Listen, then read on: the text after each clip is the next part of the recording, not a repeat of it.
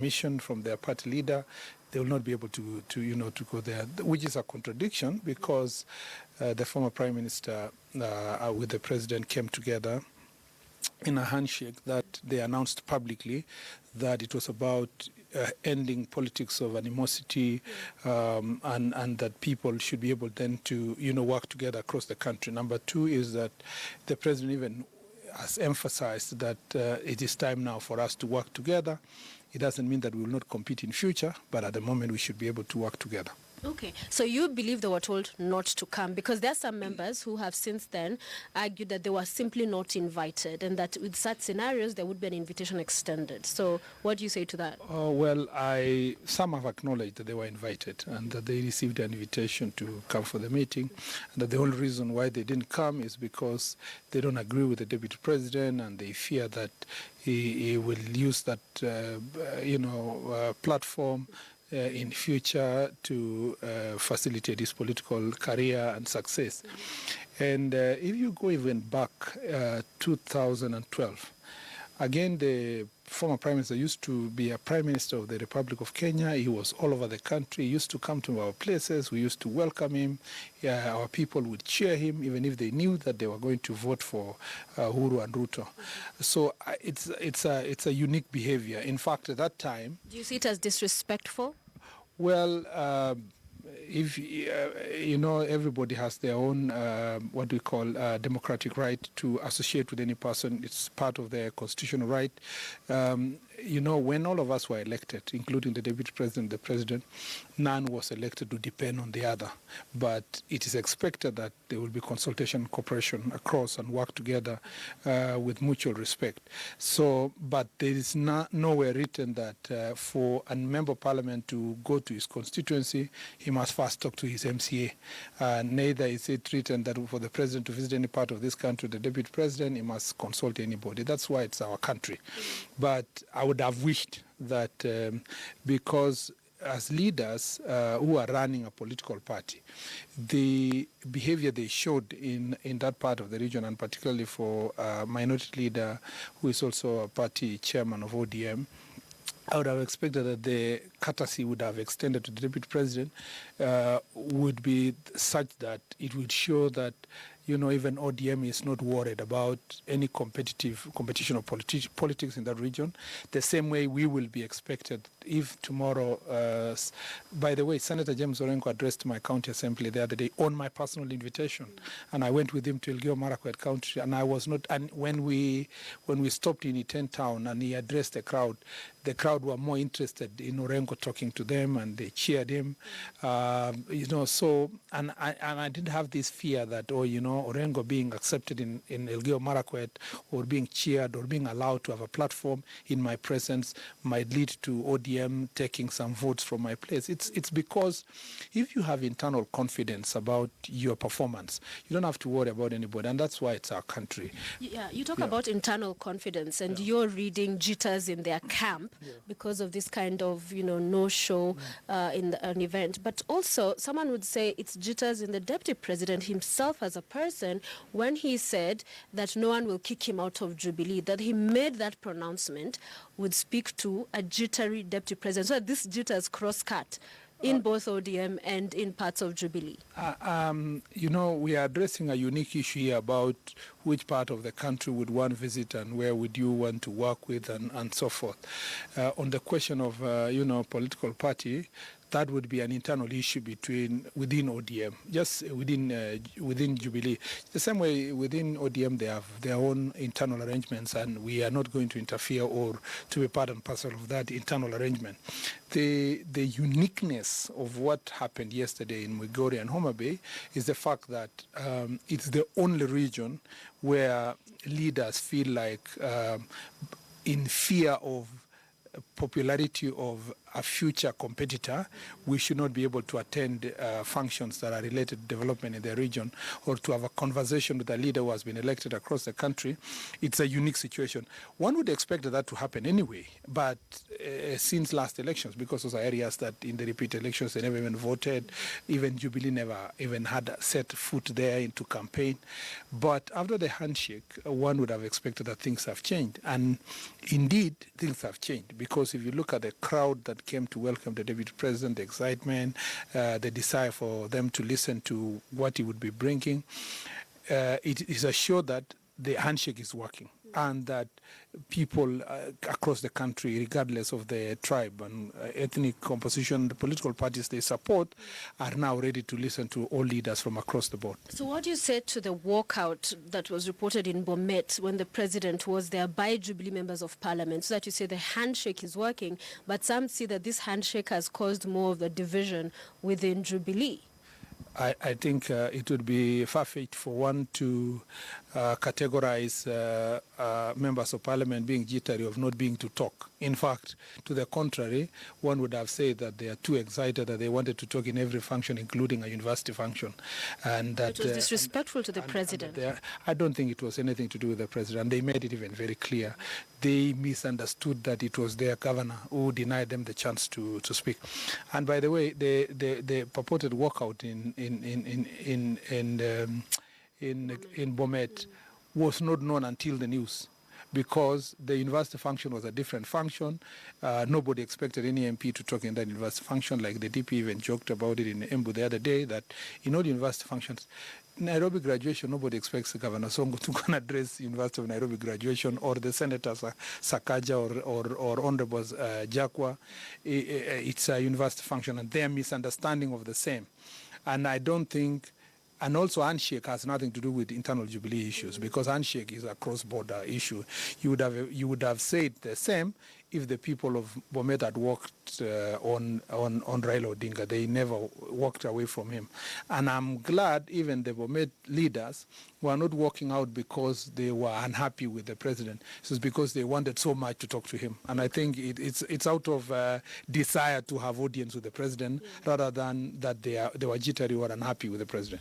Let's go back to that event. And there's a growing perception in some quarters that the deputy president is, quote unquote, using the launch of development projects to campaign. And in fact, some of the MPs who did not show up for these events yesterday argued that if they were seen there, they'd be seen to support his politics, because it's being seen as he's coming to launch a project, yet it's not him, the office of the deputy president, giving this money. In fact, it's parliament that approves the budget for some of these functions. Some were saying even the roads that he was announcing and promising will be constructed, there's no budget allocation for those, that this will end up being failed promises. So can you speak to that yes, he's every other weekend launching development projects here and there, but it really is not him gifting the people. This is taxpayers' money budgeted for by parliament, and so some would be jittery to be seen to be part of his politics.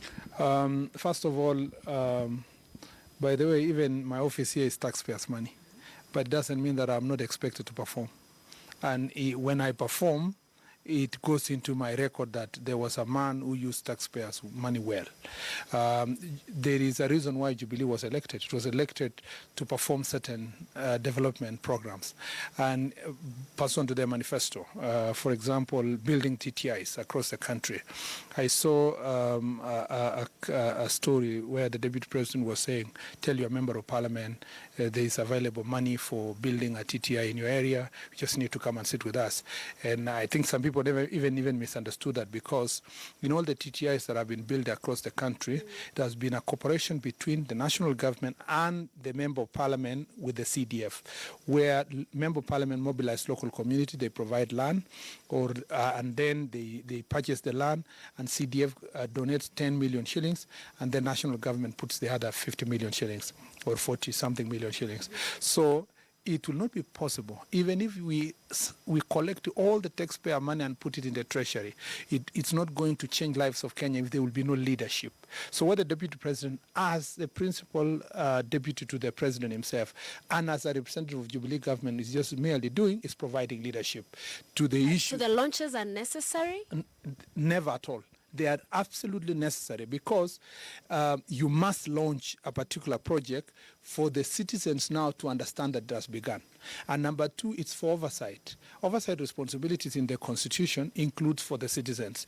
Once you inform the citizens that this is the road is going to be constructed, this is the contractor who's going to do it, and you have a deputy president who is willing to not only launch, but come back to supervise whether the work is being done to the standards. By the way, let me tell you, more than I know more than in our region there, more than 4 or 5 roads, where as a result of the deputy president coming over and over again to check it, we have had to change contractors because the contractor is incompetent, he's unable to do the work, and the citizens have been able to give him feedback about what they think about the quality of the work. Yeah. So the point we are making here is that either the deputy president would have been there, or a permanent secretary, or a cabinet secretary, or the president himself. In fact, our colleagues are saying if it was the president, would be there. You see? The only people who are doing politics with the old story of the handshake are those who are running away from the responsibilities or working with other leaders to deliver projects that we have promised people of Kenya. And there's a contradiction here. 2 weeks ago, less than 2 weeks ago, the same leaders were saying, why is the deputy president launching projects all over Kenya and not coming to Nyanza? When he goes, now they say, and they said he's doing that because he's not supporting handshake. When he went there to go and launch the projects, they now say, oh, you know, he has come here, he wants to do politics. So then let me ask you this, because what this launch of development projects has become is a ripe ground for those around the deputy president, those who accompany him, to campaign for him, to talk about 2022 politics. Here's a president who has said, let's work, let's stop politics. Yeah. The DP may not speak of it directly, but everyone before him speaks of it. So it looks like they all agreed on messaging. He doesn't say it, but everyone says this is our man. And number two, Raila saying that he'll now no longer speak of 2022 politics. Do you think we need to just stop talking about the next election and just, as you say, focus on the work? In Jubilee, we think we should do so. Unfortunately, I mean, wouldn't it be beautiful, Sophie, that is it not a beautiful thing that the deputy president is being accused of doing campaigns for 2022 using development? Because the same conversation about next year 2022 elections by our colleagues is being done in funerals. You know, they are making their deliberations and announcements about their candidate running in 2022 in funerals. Wouldn't it be, don't you think it's such a beautiful thing that for deputy president, he stands as accused that in future, these development projects he's pushing for are actually going to be a basis for this election? It should be a great thing. It should be a country. We should be a country, actually. Aren't we not celebrating that the deputy president in the first place being accused for doing politics of development? I am a senator. Every day, everything I push for my county, and I have a responsibility to come and push here for Elgeyo Marakwet County. I have to account for my people every day, and that is politics, preparing myself for the next elections. Number two, even though we in Jubilee have said that we should stop politics to you know, the 2022 days and so forth, I definitely understand that the citizens of this country will not stop, because they are thinking every day of who is best to serve them. They are actually doing politics. It is the citizens who are doing politics every day. Because if I go to Elgeyo Marakwet County and I don't deliver, every day people are asking that it's like we didn't elect the right senator. Can we now start thinking about what the qualities of a good leader we are going to elect? It is for the citizens to do the good, positive politics, where every day they ask us about the water, about the roads, and I think that is still politics, because my simple definition of what is politics is management of public affairs. And if we are going to manage these public affairs well, there has to be a level of accountability, because if we start saying that automatically we'll say nothing about politics, it means senators should not question county governments on how they spend their money. It means we should not even ask MCAs how they're using county resources and so forth. Yeah. So the argument actually when we say no politics, I suppose the real meaning is that no bad politics. And no politics about elections in 2022, but delivering and accountability. But let me ask you this as we wrap up. Yeah. There was a meeting at the Deputy President's residence the other day, which you were President, the former Prime Minister, and we understand Jimmy Wanjigi. Can you tell us about something of what this portends? Because some thought, wow, this is some realignment or something that would be happening that's exciting in the political landscape. Some analysts have opined. In my observation, I think in simple terms, it was the continuation of the Building Bridges initiative. And the Deputy President was just hosting the President and former Prime Minister to show to Kenyans that now, symbolically, we saw the President, the Deputy, and the former Prime Minister shaking hands at Harambee House. We saw them now taking a meal together. And for me, it was exciting because it's a show that truly there is a real desire in this country for leaders to sit together, whether they agree on policy issues or they don't, but it's important for them to sit together and work together. The businessman who I spoke of was said to be in that meeting. He was prominent, as it is told, of their coming together in 2013 coalition. Was he there in this meeting? What does that mean? Because they appear to have fallen out after 2013. I am not permitted to speak about the guests that came to Deputy President home. I saw so many people who were accompanying the President, security people. Was he there? Former Prime Minister. I can't remember well whether he was there or not, but all these people who are there were basically accompanying these people. But the people, I saw them having lunch together, the President, the Deputy, and the former Prime Minister, and the rest of us were just accompaniments. All right. Yeah. Many thanks. Kipchumba Murkomen, Elgeyo Marakwet Senator and the leader of majority in the Senate. Back to you, Michelle. Many thanks, our lead reporter Sophia Onuna there. Well, on the show tonight, like I mentioned earlier, we'll be speaking to ODM Party Secretary General Edwin Sifuna. I also have with me Jubilee Party Chairman Nyanza Zuberi Odhiambo joining us live from Kisumu, as well as political analyst Evans Ofula joining us live in studio. Gentlemen, many thanks for joining us on the show. Sifuna, I'd like to begin with you. Deputy President William Ruto's tour, a charm offensive, political analysts would like to call it, has drawn up quite the conversation, casting doubt on the goodwill drawn from the March 9th handshake between the president and opposition leader Raila Odinga. But the deputy president did draw large crowds, but conspicuously missing are ODM members of parliament. Now, they say that it was a secret meeting. Some, however, say they were not invited, and others say they were invited, but the invite was not an official invite from the office of the deputy president. So really, why did opposition members of parliament snub this tour?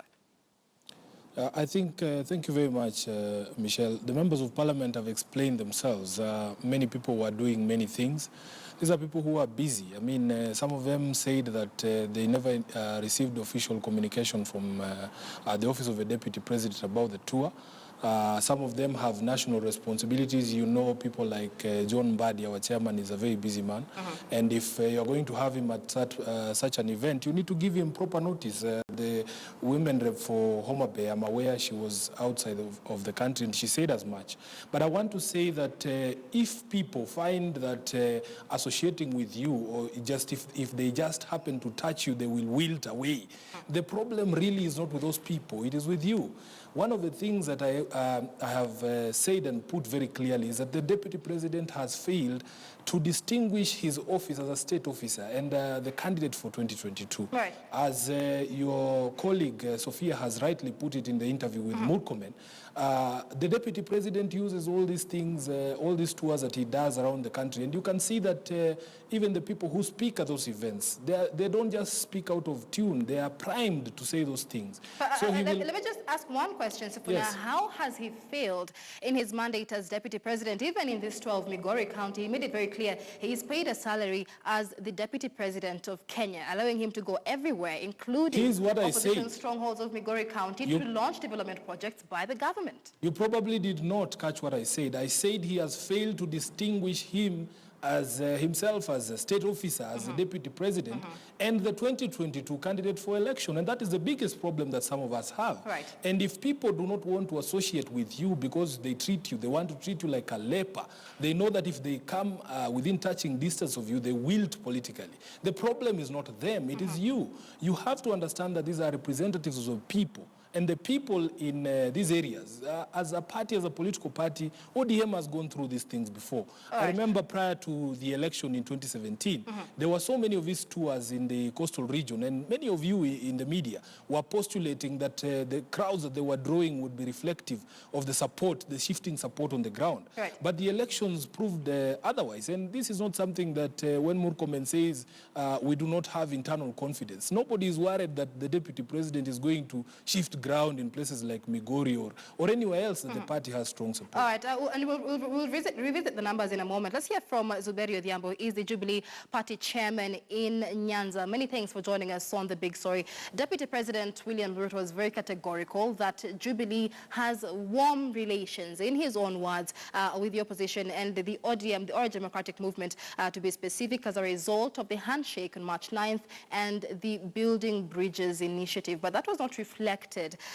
judging by the snubbing of opposition members of parliament. What happened today? Michelle, thank you very much. For me, what I can say, and I can tell my brother Sifuna that we must focus about development of Luo Nyanza, because the people on the other side in ODM, they have their own fears, the way Murkomen have just said.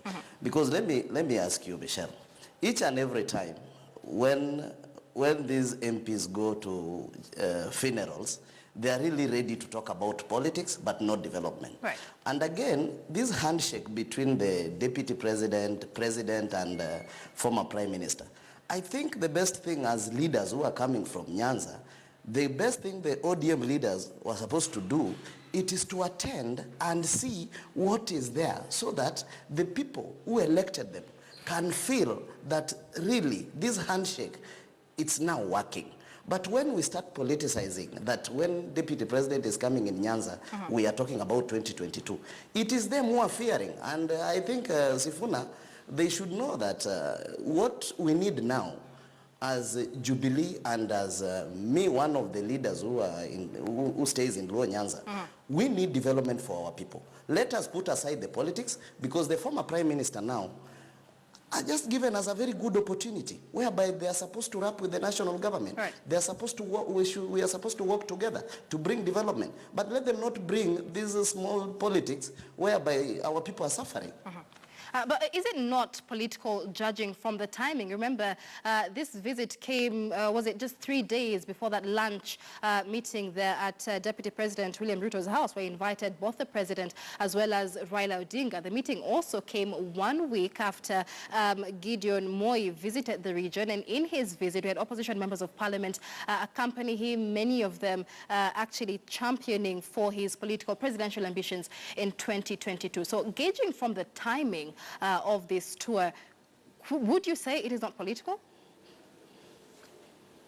This is not political, because what the deputy president came to do in Luo Nyanza, it was automatically bringing for us development and making sure that for us, we can have a way that people can feel that now impact, that the handshake is working. There is no timing, because the deputy president can walk anywhere, anytime, I think, because he works for the people of Kenya. All right.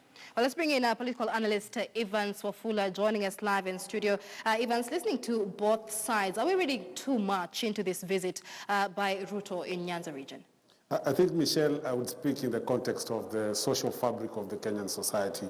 I think soon after the election and soon after what happened during the election, I think we have seen that it's very important that the leaders unite. And we have seen both the president and opposition leader Raila Odinga shaking hands. We have seen now what you are referring to as the lunch that happened at the deputy president's house. But it's very unfortunate listening to leaders starting from the Murkomen, the senator of Elgeyo Marakwet. It's really unfortunate to see the young Turks perpetuating some kind of political psychophancy and misleading the electors or the people who they're supposed to govern. I think what's important is that it is true, and it's a fact, that our politics is so mad. There's a lot of politics of development and inducement. I think that's what they forget to mention, is that it's not only development that we are seeing around people trying to play politics during that time, but there's inducement. Where other regions you see the people are being told that they will be given this and that.